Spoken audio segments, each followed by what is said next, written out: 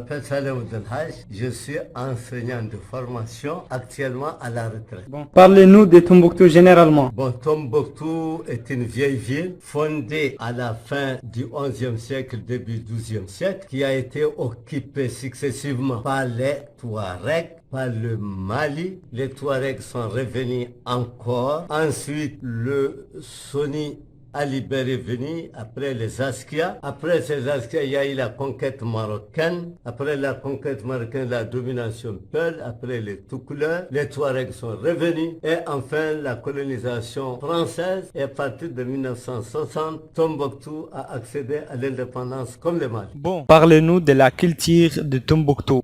Tombouctou a une culture qui a comme tableau de fond l'islam. Il y a ce qui domine et qui domine un peu le commerce, l'artisanat, et les gens, à cause de l'islam, ont fait un brassage et ils vivent en parfaite harmonie, noir et blanc, sans distinction de race, de couleur ou de religion. Même si il y a une différence de classe, on ne le sent pas et chacun est libre de mener ses activités comme il l'entend. Et un grand savant a dit, Tombouctou est fondé par les Touaregs, habité par les Noirs, Songhai particulièrement, et animé économiquement par les Arabes. Donc tout ça montre que chacun apporte sa contribution à la vie. Quelle est la relation entre les villes historiques de la Mauritanie comme Chinkir, Ouadane et Walata et Tombouctou? Tombouctou, tout ce que vous voyez à Tombouctou, c'est surtout hérité de l'Empire du Ghana, qui a une partie en Mauritanie, une partie au Mali. À sa destruction au XIIIe siècle, les oulémas, les artisans sont venus de la Mauritanie ici. Et Tombouctou non seulement a hérité la culture de la Mauritanie en ce qui concerne l'islam, le Coran, les hadiths et autres, mais aussi ses artisans comme les maçons, les brodeurs. Beaucoup ont leur origine en Mauritanie et nous avons un quartier ici qui s'appelle Biruncha Kunda, c'est-à-dire le quartier des gens de Walata. Et ces gens sont des artisans. Nous avons un quartier à l'est qui s'appelle Sonkoré. Et celle qui a construit la mosquée, qui a vu 15e siècle, c'est une femme mauritanienne. Et des grands savants de Tombouctou ont étudié à la fois à Tombouctou et en Mauritanie, de telle sorte qu'il y a une relation intime entre Tombouctou et la Mauritanie. Et même le président de la Mauritanie, le précédent, est venu ici à cause de la femme mauritanienne qui a construit la mosquée, a donné une somme pour non seulement restaurer la mosquée, mais pour achever également la médersa qui lui est contiguë. Quelles sont les mosquées historiques de Tombouctou et quand sont-ils construits? Djingaraybar par Kankamoussa en 1325-1340.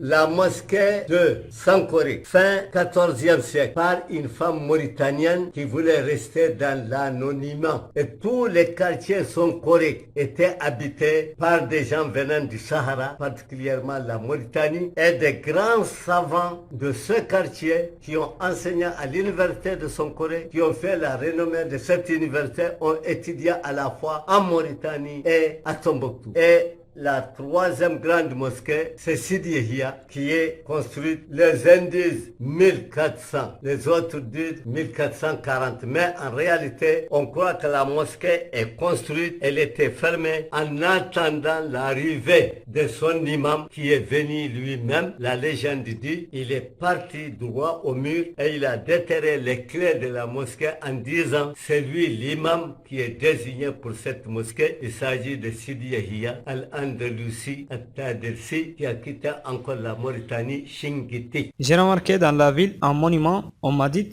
qu'il est nommé Al-Farouk. Quelle est son histoire? Bon, Al-Farouk, c'est un génie protecteur de la ville. Il est habillé en blanc, il monte sur un cheval blanc. Aux heures tardives de la nuit, il protège la ville. Mais il était en désaccord avec certains notables de Tombouctou, surtout Al-Khali Aïba, qui a ordonné de l'amener à Djenné. Et aujourd'hui, d'après les Tombouktiens et d'après les gens de Djenné, Al-Farouk vit encore, mais il est à Djenné.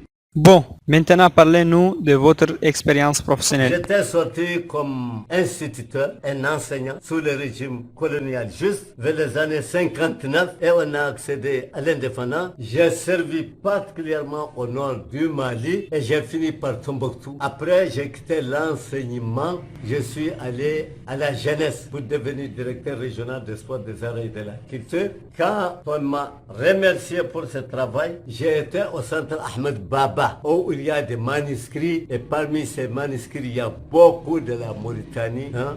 Surtout les manuscrits de Mohamed Yahya ibn Salim al-Walati. Et après le centre Ahmed Baba, je suis allé à la retraite où je m'étais engagé dans le tourisme comme guide parce que j'ai envie d'expliquer, j'ai envie de comprendre. Et comme j'ai largement le temps, ou j'avais largement le temps, j'ai écrit un certain nombre de livres sur Tombouctou. Au moins au nombre de 5, dont 4 sont déjà édités. Centre Ahmed Baba, on peut dire, est créé progressivement, mais surtout en 1973 est devenu fonctionnel. Et ce centre aujourd'hui renferme beaucoup de manuscrits, mais avec l'occupation du Mali à un certain moment, certains manuscrits, pas tous, sont à Bamako, mais d'autres sont ici. Et le centre Ahmed Baba est devenu l'Institut de recherche islamique Ahmed Baba.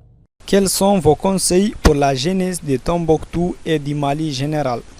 Rien ne vaut la paix. Et chaque fois, je parle de tous les Maliens, que les Maliens se sont donné la main, toutes les races confondues, toutes les ethnies confondues, on a beaucoup triomphé en Afrique occidentale, sur le plan économique, sur le plan culturel, sur le plan social. Mais si nous ne nous donnons pas la main, vraiment ça n'ira pas. Chacun doit taire ce qu'il ressent et qu'on construise le nord du Mali et qu'on construise le Mali tout entier. Ce n'est pas impossible.